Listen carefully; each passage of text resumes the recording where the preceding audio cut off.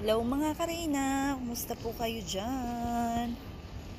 So, medyo na busy po tayo sa ating mga trabaho dahil magta-travel po tayo this time. Ayan.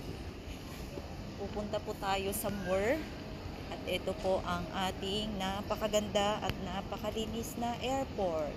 Ayan. So, nagkaroon po tayo ng pagkakataon na kahit papaano ay makaalis ng bansa na ating pinagtatrabahuan for a short term. Ayan. Sa mga karinatics ko dyan, maraming salamat po sa pagmamahal natin kay Reyna. Alam ko na kahit busy tayo ay naghahanap pa rin tayo ng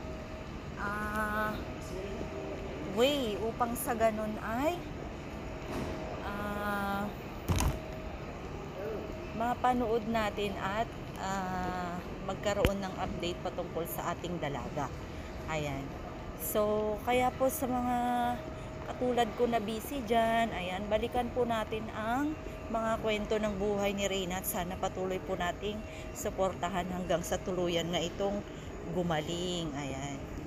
Maraming salamat. So, kumusta po kayo? Welcome po muli sa aking munting channel. Ayan, for the past week po talagang napaka-busy po natin. At yun nga, iroronda ko muna kayo bago ako mag-check-in. Ayan, hindi po masyadong busy ang airport ngayon dahil alas 12 po, hating gabi po ngayon. So, ano po tayo, ang flight po natin ay 3:20. So, lakad-lakad lang muna tayo dito sa airport. Ang linis po ng airport dito mga guys. Sobrang linis at talaga namang upgraded. Ayan, napakaaliwalas tignan. Ayan. Sobrang linis, sobrang maaliwalas at maganda. So, isa na po to sa kumbaga ay nasa top na po siya na pinakamagandang airport sa buong buong universe. So, mag-iingat po tayong lahat. So, pipila na po tayo dito sa check-in. Ayan. Yun nga Lord, sana po walang sabit. Upang sa ganun ay makapunta po tayo, makapamasyal. Ayan. Matagal ko na po itong pinapangarap makapag-travel muli. Kasi last travel ko po noong bago mag-pandemic. So, ngayon ay nagpunta ako ng Georgia. Tapos ngayon ay pupunta naman tayo sa Turkey. Ayan, maraming salamat. Mag-ingat po tayong lahat. God bless po sa lahat ng nagmamahal kay Reyna at sa lahat po ng ating mga kababayan, mga OFWs na katulad ko. Mag-ingat po tayong lahat. Ayan.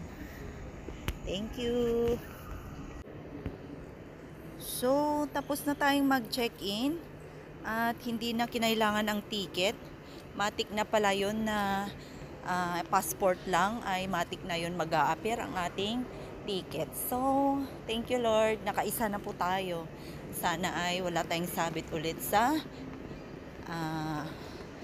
immigration. Ayan. GCC National, other nationalities. So, hindi naman tayo GCC National. Dito po tayo sa other nationalities. Okay, be back mga guys. Ayan. So, dito tayo. So, maaliwalas po talaga. Ang ganda po ng airport na to.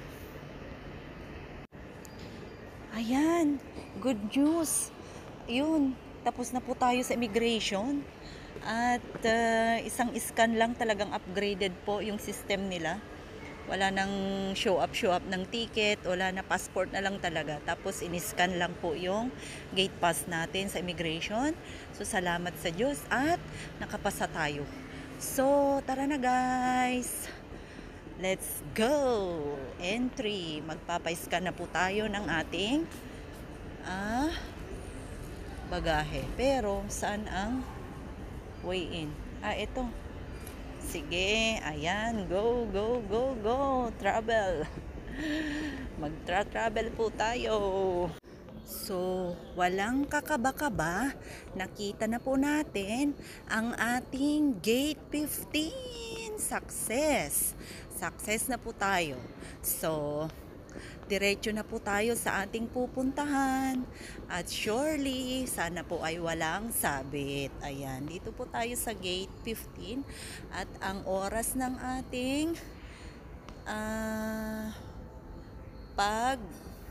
hindi na check-in to. Anong tawag nun? Nakalimutan ko guys. Basta 2:30. So, may 2 oras pa ako. So, ayan, ayan, ayan. Napakaaliwalas po. So, ipapakita ko po sa inyo kung gaano kaaliwalas ang labas. Ayan. Ang ganda po. May mga iba't ibang klase ng upuan kung saan ka magiging komportable. Ayan. May iba't ibang OMG. Ayan. Makikita po natin dyan sa labas. Di yata nakikita. So, ito po ay isang super duper napakalaking airport at napakaaliwalas, napakaganda, napakakomportable siya ang airport ng Bahrain. Ayan. So, pagod na po ako dahil sa laki ng airport na to, pero napakaganda po na maglakad-lakad dahil nga sa sobrang komportable at saka maayos po ang lahat. So, ayan, balik na po tayo sa ating gate at magpahinga-pahinga. So, ayan po, lahat pwede kang humiga, pwede kang kahit anong parang nasa coffee shop lang yung iba. Ayan po, habang nag-aantay po tayo sa ating boarding, ay napakarami na pong nagtumbahan. Ayan. Napakarami na pong natutulog dahil yun nga po, mga before 3 hours pa ay nandito na kami. Ayan. Solo flight po tayo at may kaibigan po akong kikitain doon. So, pero yung ay solo flight po tayo. Ayan, ayan. Iikot ko kayo. So, napakalaking airport po ito. Talagang comfy dahil may mga couch po sila. May mga ganyan po ang upgrade ng kanilang mga higaan. Ayun, hanggang doon sa dulo po. Napakahaba po ito. Kaso nga lang, tinatamad na po tayong magronda. So, ayun guys. Sana po ay patuloy na nga po si Reyna na gumaling. At excited na po tayo at nakikita naman po natin ang mga update ni Mama Roda. At syempre, mahalaga po ang kanyang pag-aaral. Ayan. Maraming salamat po sa mga nagtitiwala dyan. Please like and share and subscribe po sa aking munting channel. God bless us all. Bye!